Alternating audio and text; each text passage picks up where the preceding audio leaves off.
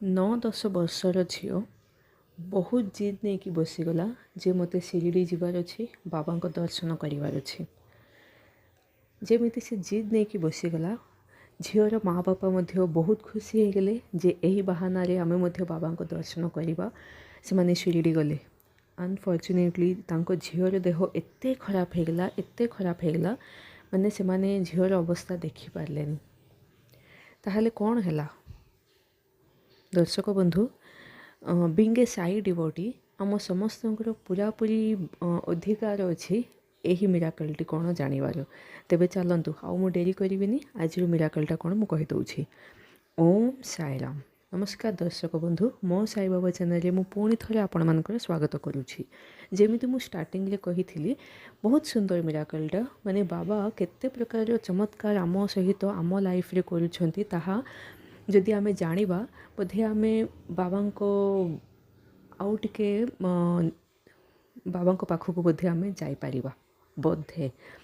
ଦର୍ଶକ ବନ୍ଧୁ, ପ୍ରକୃତରେ କ'ଣ ହେଇଥିଲା ତାହା ମୁଁ କହିଦେଉଛି। ଜଣେ ମ୍ୟାମ୍ ଅଛନ୍ତି, ସେ ତାଙ୍କ ଲାଇଫରେ ଘଟିଥିବା ଗୋଟିଏ ସୁନ୍ଦର ମିରାକଲଟିଏ କହିଛନ୍ତି।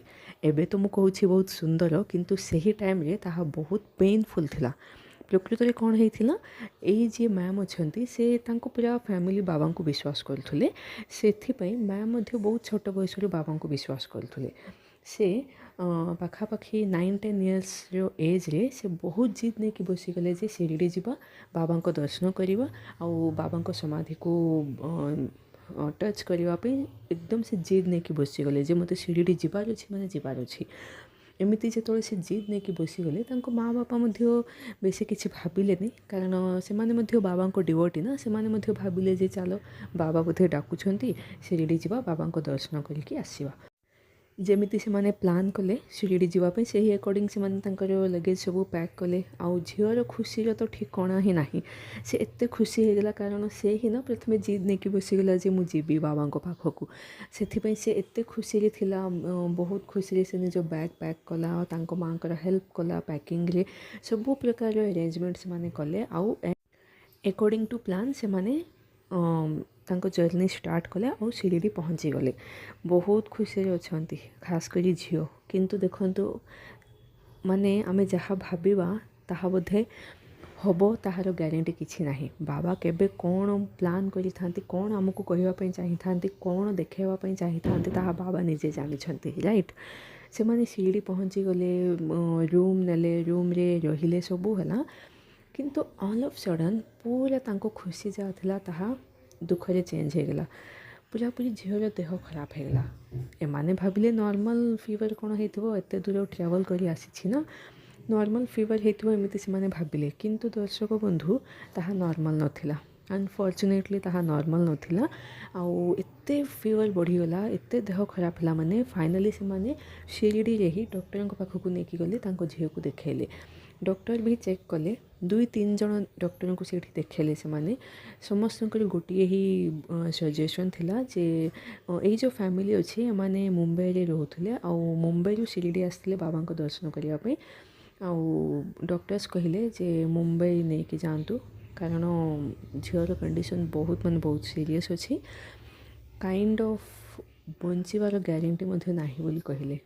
ହଁ ଦର୍ଶକ ବନ୍ଧୁ, ଦେଖନ୍ତୁ ସେମାନେ କ'ଣ ପ୍ଲାନ୍ କରିକି ଗଲେ ଆଉ କ'ଣ ହେଲା। ଯେତେବେଳେ ଏ କଥା ଶୁଣିଲେ, ସେମାନେ ପୁରାପୁରି ଆଶ୍ଚର୍ଯ୍ୟ ହେଇଗଲେ।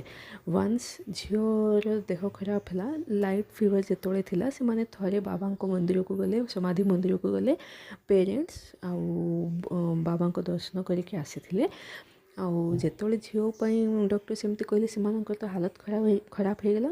ସେମାନେ ସାଙ୍ଗେ ସାଙ୍ଗେ ଝିଅକୁ ନେଇକି ଗଲେ, ମୁମ୍ବାଇ ପଳେଇଲେ, ଆଉ ସେଇଠି ଟ୍ରିଟମେଣ୍ଟ କରାଇବା ଷ୍ଟାର୍ଟ କଲେ। ଝିଅର ମନ ଏତେ ଖରାପ ହେଇଗଲା ଯେ ମୁଁ ଏତେ ଖୁସିରେ ବାହାରିଲି ବାବାଙ୍କ ଦର୍ଶନ କରିବି ବୋଲି, ଆଉ ମୁଁ ବାବାଙ୍କ ପର୍ଯ୍ୟନ୍ତ ଗଲି, କିନ୍ତୁ ମୁଁ ବାବାଙ୍କୁ ଦେଖିପାରିଲିନି। ତାହା ତାଙ୍କୁ ବହୁତ ଖରାପ ଲାଗିଲା, ଝିଅକୁ ବହୁତ ଖରାପ ଲାଗିଥିଲା।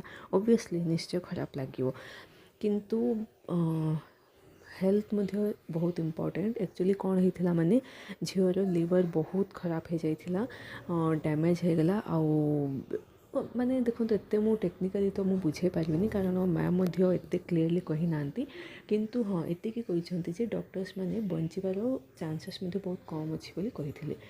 ଯେତେବେଳେ ସେମାନେ ଡକ୍ଟରଙ୍କ ପାଖକୁ ଗଲେ ମୁମ୍ବାଇରେ ନେଇକି ଦେଖେଇଲେ ଡକ୍ଟର ବିଭିନ୍ନ ପ୍ରକାର ଟେଷ୍ଟ କରିବା ପରେ ସେମାନେ ରିକଗ୍ନାଇଜ୍ କରିପାରିଲେ ଯେ କ'ଣ ଅସୁବିଧାଟା ଆଉ ସେଇ ଆକର୍ଡ଼ିଂ ଟ୍ରିଟମେଣ୍ଟ ଷ୍ଟାର୍ଟ ହେଲା।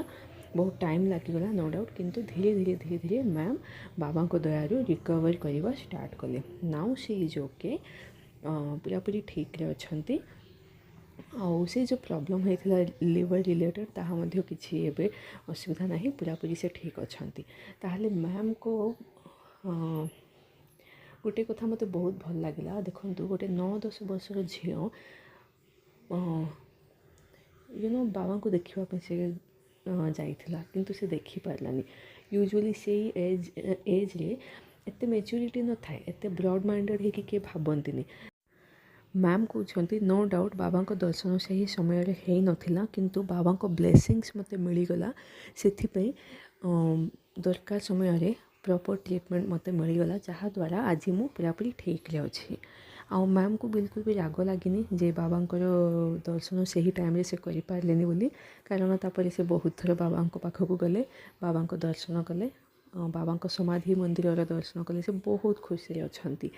ଦର୍ଶକ ବନ୍ଧୁ, ଆମ ଲାଇଫ୍ରେ କେବେ କ'ଣ ହେବ ତାହା ଆମେ ଜାଣିନେ, କିନ୍ତୁ ଗୋଟିଏ କଥା ଆମେ ଜାଣିଛେ, ତାହା କ'ଣ, ବାବା ଆମ ସହିତ ଅଛନ୍ତି। ମୁଁ ତ ବିଶ୍ୱାସ କରୁଛି ଯେ ବାବା ମୋ ସହିତ ଅଛନ୍ତି, ନିଶ୍ଚୟ ଆପଣମାନଙ୍କ ସହିତ ମଧ୍ୟ ଅଛନ୍ତି। ସେଥିପାଇଁ ଏଭ୍ରି ସେକେଣ୍ଡ ବାବାଙ୍କ ନାମ ସ୍ମରଣ କରିବା ହିଁ ଆମ ପାଇଁ ସବୁକିଛି। ଦର୍ଶକ ବନ୍ଧୁ, ଯଦି ମିରାକଲ୍ ଭଲ ଲାଗୁଛି ତାହେଲେ ମନରେ ଥାଏ ଓମ୍ ସାଇରାମ ବୋଲି ଭାବି ନିଅନ୍ତୁ। ଆଜି ପାଇଁ ବିଦାୟ ଦିଅନ୍ତୁ। କାଲି ପୁଣି ଥରେ ମୁଁ ଆପଣମାନଙ୍କ ସମ୍ମୁଖରେ ପ୍ରସ୍ତୁତ ହେବି ବାବାଙ୍କର ଗୋଟିଏ ନୂତନ ଏବଂ ସୁନ୍ଦର ମିରାକଲ୍ ସହିତ। ଓମ୍ ସାଇରାମ।